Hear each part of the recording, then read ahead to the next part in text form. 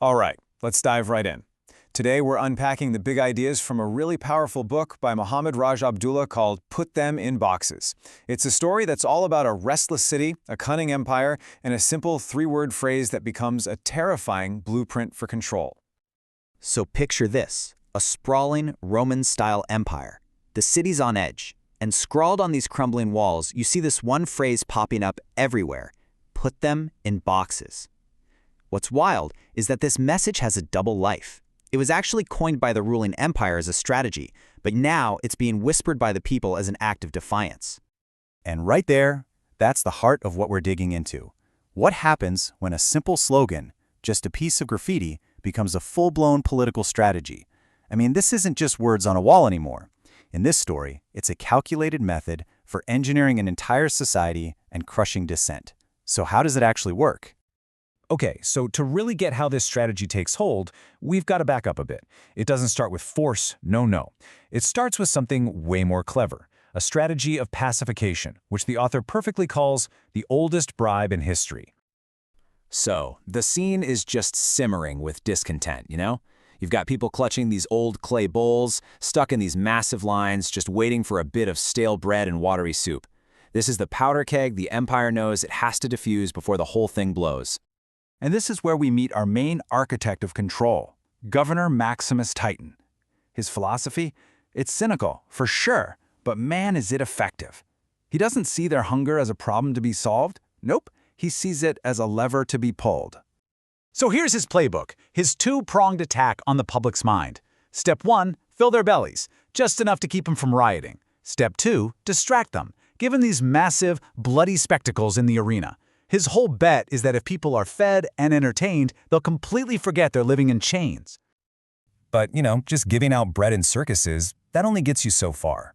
People are smart. They naturally start forming groups, sharing ideas. And the empire knows this, so they level up. They build on this foundation with their master stroke, the philosophy of the box. This is your classic divide and conquer. See? The empire gets it. The real danger isn't empty stomachs, it's united minds. People are starting to find each other, to organize around shared beliefs. You've got your philosophers here, your monotheists there, some nationalists over here. To the empire, every single one of these groups is a potential spark for a full-blown rebellion. But here's what's so genius, in a twisted way, about Maximus's thinking. He doesn't see these groups as something to just smash. No way. He sees them as an opportunity. His solution? Lean right into the division. He says, perfect, let's label them, let's define them, and then let's make them hate each other. And just like that, the graffiti on the wall transforms into a cold, calculated three-step strategy. First, you label. You're this, you're that. Create these neat little categories for everyone. Second, you segregate. You physically and socially pull them apart based on those new labels. And then, the final move, you incite. You poke and prod until the boxes start fighting each other. Why? Because if they're busy fighting amongst themselves, they'll never see who's really pulling the strings, the empire. And get this isn't some secret plan whispered in the shadows. Oh no, this becomes official state policy, announced right out in the open for everyone to hear. And then the decrees start rolling out, one after another, each one building the walls of their new boxes. All of a sudden, your political beliefs mean you can only gather in one specific part of the city. Then it's your faith. Now you have to register with some Office of Ideological Safety. Your belief system just became a bureaucratic file.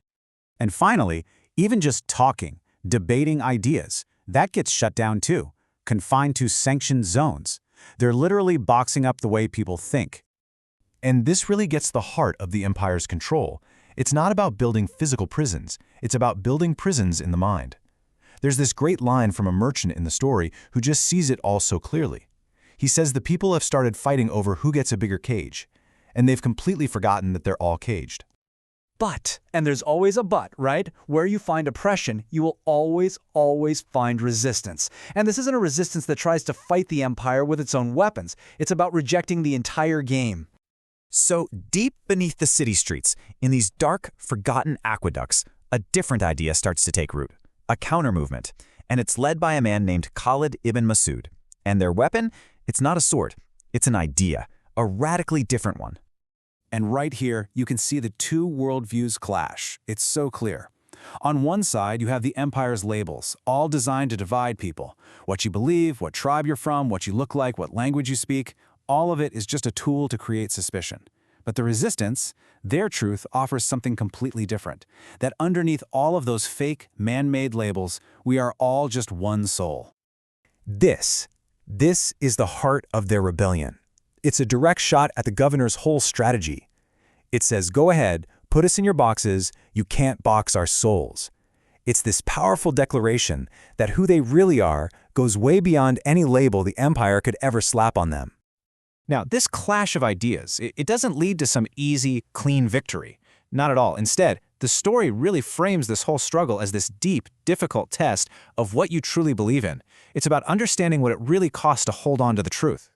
And Solid, he shares this incredibly powerful metaphor. Citing the Prophet Muhammad, peace be upon him, he says that a time will come when just holding on to the truth, it's going to be like holding a burning piece of coal. In a world that is working overtime to divide you, to confuse you, to hide what's real, just clinging to a simple unifying truth is going to be painful. It's going to burn, but it's a burn you have to be willing to endure. And really, that's what this whole story leaves us with. The tale of Governor Maximus and Khalid ibn Masud, it's more than just a story, right? It's a powerful allegory. And it forces us to look in the mirror and ask ourselves, when the world tries to put you in a box, when it tries to label you and categorize you, what is that deeper truth that you choose to hold on to, even if it feels like holding a burning coal?